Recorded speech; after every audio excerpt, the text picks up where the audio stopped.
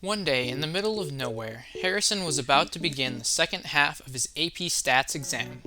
There were others with him, and their conversation sounded to Harrison as though yogurt was slowly being poured into his head by a confused alligator. Suddenly, a large pile of fruit descended from the ceiling. "Oh no," Cohen would have said, but he had already been knocked unconscious by a pineapple, so he said nothing. A polar bear looked in through the window, imagining what she'd do if she could fly off to Greenland. Unfortunately, the heat outside caused her to melt into the pavement. Harrison watched as his fellow students applauded, which made sense given that a round, obtuse juggler had just appeared out of thin air.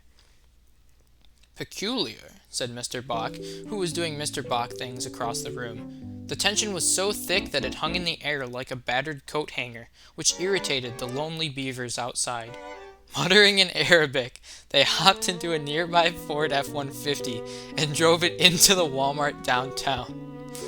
Miles away, in a warehouse near Lincoln, Nebraska, the Michelin Man walked upstairs in his home and exploded.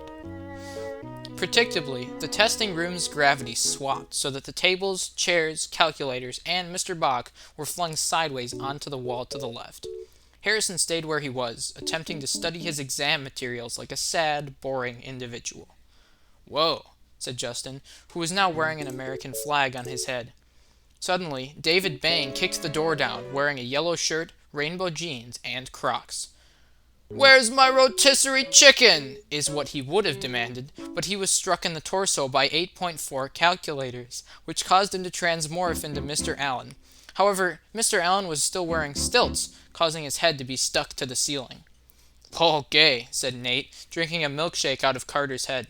The milkshake contained exclusively liquid mercury, but Harrison was the only one who knew this.